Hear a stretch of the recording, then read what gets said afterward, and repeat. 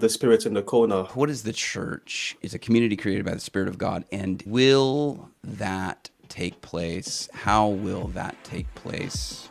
Through TLC, through digital means? Are there other spirits? Spirit in the corner, other spirits. Church as a community created by the Spirit of God, trying to do that in person, in real life. The spirit by which we engage with the techne. What is the spirit? The spirit in the corner. What is the spirit that has appeared? I don't know. Like, is it a spirit? Are they angels? You know, because I think it's probably more something like angels. I think. In the spirit in the corner, it doesn't feel as distant now. Like, you know, this whole thing about what are we doing doesn't feel that distant. I still can't name it exactly, but it doesn't feel distant.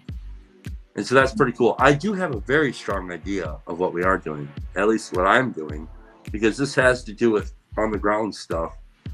That's really the telos. That's where you make telos tea, right? Are you sick and tired of being asked about the TLC? When you look at this corner, do you not even think that it's a thing? Well, if you're like me, raise your hand. Because I got what you need. You need Telos tea. That's right. Grab yourself a nice hot cup of Telos tea. Not Telos tea. It's not a thing.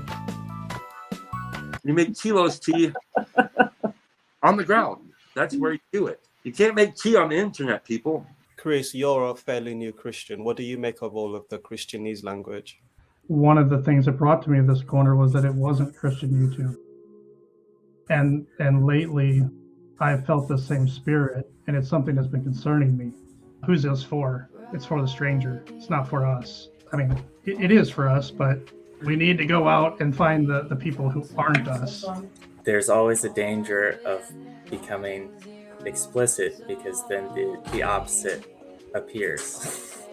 And it has been appearing. That's the point. That's the point. Yes. This is a very Luke Thompson phrase, Christian and not Christian, when it becomes explicitly Christian. Just go to the church.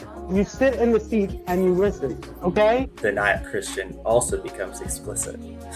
T-Grod. I think Paul Vanderklay would say, I think he might say, don't try, let go, Luke.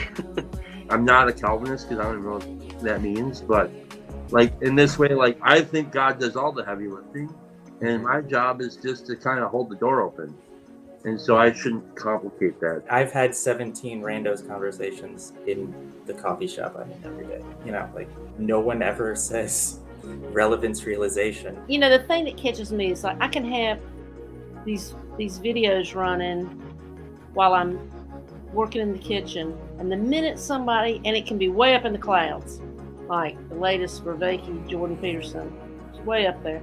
And the minute he starts to talk about something, you start to turn your brain off, and they start to tell something personal, and you're back listening to it. Somehow you know that it's personal, and that gets your attention, and that, to me is the interesting part. And as to what we were saying about being explicit and implicit, there is a lid for every pot. And I think people shouldn't hide their light under a bushel. Jesus, man, he is complicated. But I think what he was doing was he met people where they were. So it was different depending on who was in front of.